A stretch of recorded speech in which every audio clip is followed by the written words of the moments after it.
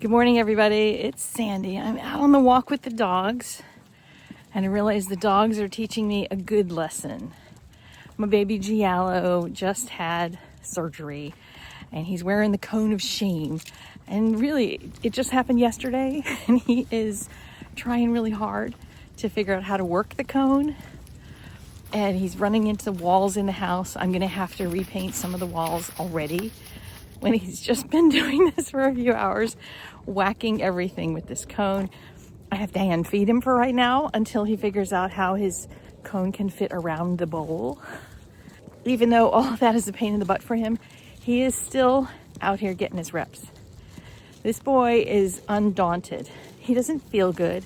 He's on medicine, and he's still out here happily walking along.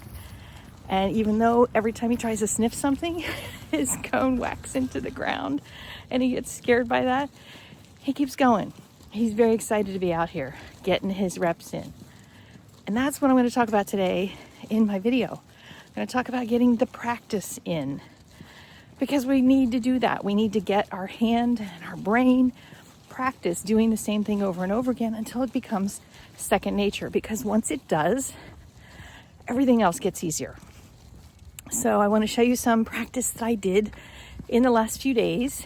And so I'm going to get us back to the house, and then we'll show you everything I've been working on. All right?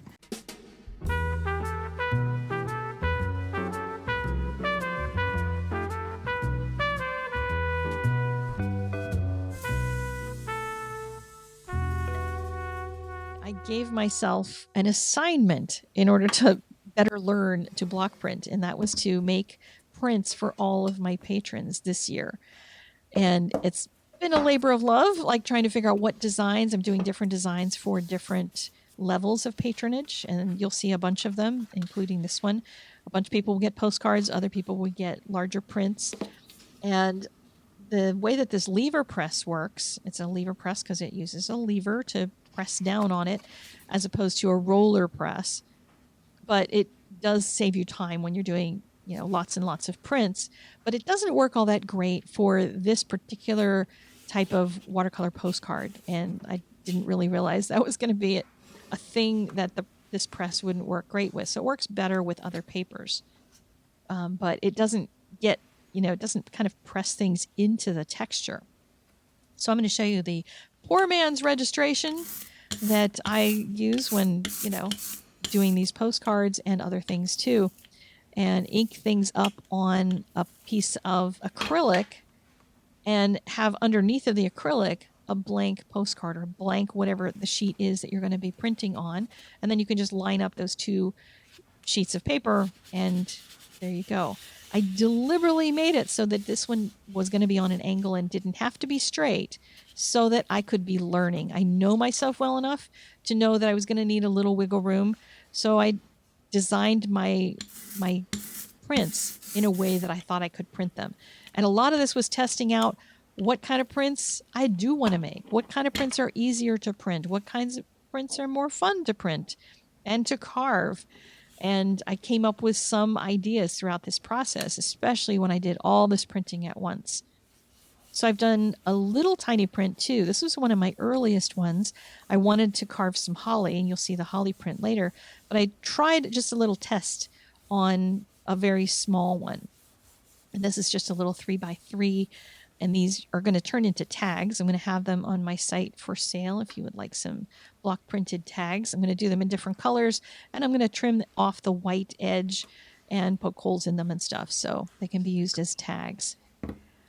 These are a couple of inks now. Since I had some green ink here, I thought, well, let me throw some black in and see if I can make a dark green ink, because I wasn't super big fan of this just plain green ink. It wasn't a great green that I loved, but I wanted something a little richer and darker, especially as I get into some of the other prints you'll see. So I threw some black ink in there, and I had no idea whether this was going to be a good way to mix inks or not. I don't know if the right way, quote unquote, right way, there's no right way to do art things, would be to mix up a cup of the ink or something. And I guess if you're doing a lot of it, you might want to mix it in a container that has a lid so that you can grab ink out of it and do a lot more prints and stuff, because I'm going to just do it, like I said, the poor man's way. And I'm mixing up some of the ink there in the blob. And when I use my brayer on it, I'm just going to let the colors mix and see if that works. I had another idea for making my practice valuable, which was I was going to an event, and I decided that I would hand out to everybody, well, not everybody who came to the event, because there was, a couple thousand people there, but I would hand out a couple hundred if I could make them. I ended up with 120. I didn't get to a couple hundred, but a whole bunch of tiny prints. These are little 3x4s, and I bought plastic sleeves to put them in so that when people put them in their pockets, or if it rained or anything, then I wouldn't end up with people having soggy prints. And I made different animals. I made very simple, straightforward ones without a whole lot of detail in them because I didn't have time. I decided this last minute a couple of weeks back, and I did not leave myself time to do elegant carvings. But that's okay, because everybody loved them anyway. It was a lot of fun to hand them out. And I met other artists at the event because they were like, oh my goodness, you do block printing. You're an artist. Oh, let's talk. So I have new friends now, which was really fun. So here I've got my dark green printed, and I can use the same dark green to print in the press as well, not just doing it by hand. And I'm trying to mix up the color. You can see when I grabbed it from the puddle, and it wasn't perfectly mixed up there. I had some blobs, but the brayer seemed to mix it up fairly well, so that was all good. And I can do the same kind of prints using the press. And if I, wanted to draw a little specific outline around the dog print, I could do that in my registration system and, get an exact placement. But these were just going to be quick prints because I was giving away for free. These were on cardstock. And one thing I found was that if I used too much ink on it when it was cardstock, I get some slippage. So I'd get little sploogies around the outside edges, that sort of thing. So not all of them came out all that great. So I don't want to necessarily use cardstock. I wouldn't recommend it. Unless you got a lot of time, you're going to be really careful. I was in a hurry, so I was trying to get a lot of prints made. Like I said, wanted a lot more than I did get to make, but it was still fun. And it was a good learning process. Mixing the inks and trying to see what it takes to get the colors to mix was good and fun. And it's going to prove to be valuable when I get to, doing a lot more with printmaking. And I need that knowledge. I need that hands-on practice in order to get good at it. So this one is just another one of the little animals. I was dressed while I was at it as a dinosaur. So, of course, I had to have a dinosaur as one of my prints, and I made a little frog. Frog was most popular. Everybody loved the frog. And I had people digging through this bag that I had, giant bag filled with all these little tiny prints. And I, at one point, had a line of people waiting when they saw that I was giving away art prints. People love art. So if you're practicing something and you want to get lots of practice at it, find something that you can give away a whole bunch of stuff at, and then that can be your practice. So if you're at a church, you should go give away prints at, your fall festival or something like that. I mean, it doesn't even have to be selling things. Just make a lot of something, and that is going to help you to get better at it. So this is the first of the holly pieces. I've got another one that I'm still working on carving. It's a little bit more intricate than this one, so it's taking me a little longer, and I'm trying a different type of linoleum block, different kind of lino. I mostly have been working with the pink stuff from Speedball, the SpeedyCarve, and it works well. I don't find I get a lot of detail, so I'm hoping that I can get more with the gray ones. But like I said, it all takes practice. So I'm still using up some of that dark green ink, trying to print this. I printed some in the bright green earlier, and I've got some dark green. And these are some of the prints that are going to some of my patrons as well. I made some of them into postcards. Some of them are prints. And I've made some of them in red, some of them in a dark green. And the dark green can kind of feel like it's almost black when it's really dark. So I'm kind of going to be playing around with my mixes to see what it is that I actually want when I make a print of something.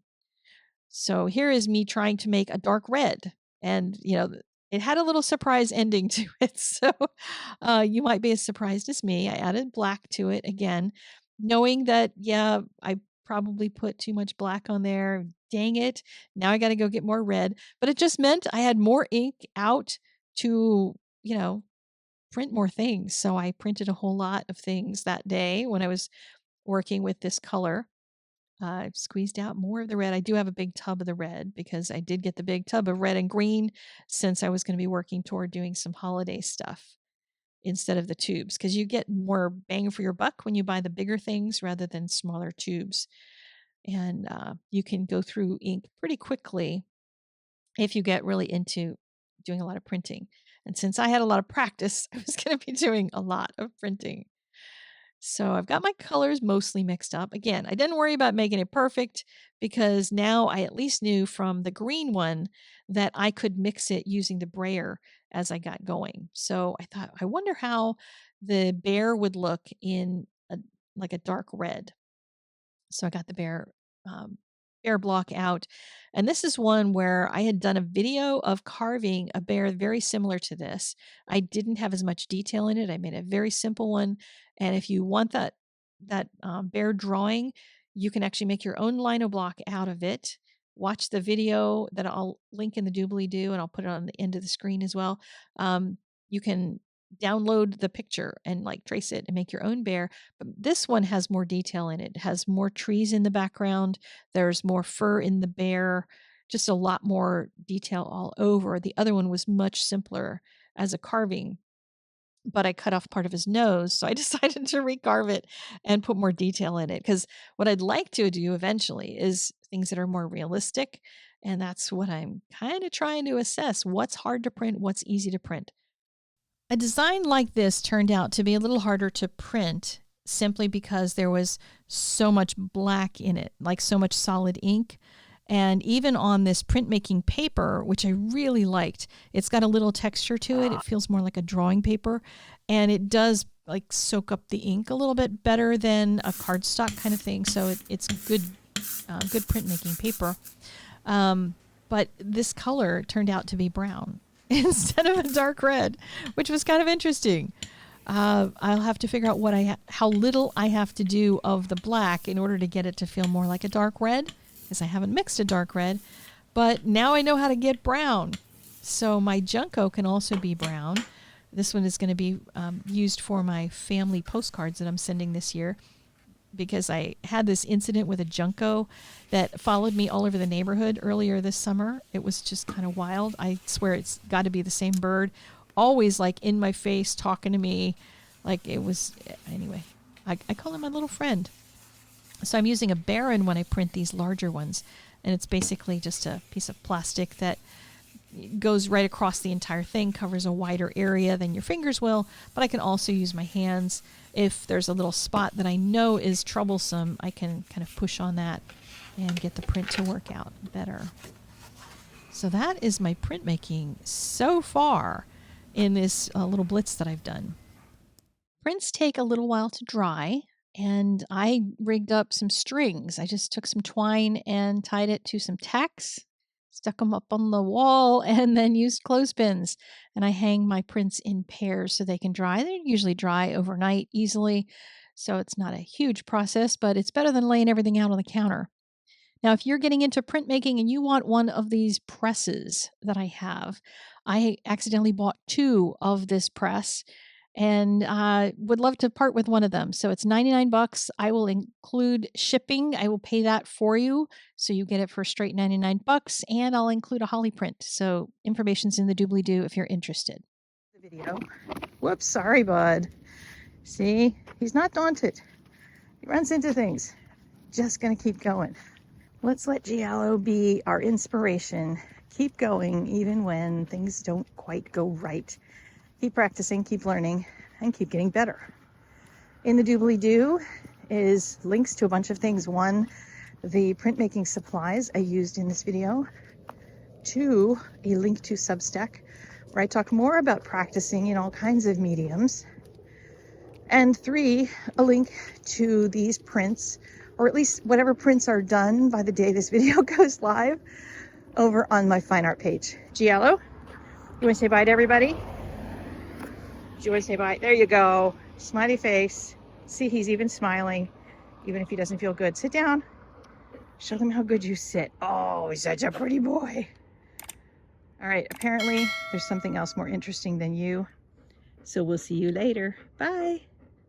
In the doobly-doo down below, which is the description area under the video, you might need to tap the word more to open it up, is a list of the supplies used for this video, a link to my Substack, as well as a link to the prints. If you'd like to get any of my early prints, some of them are in the shop, more will be added soon.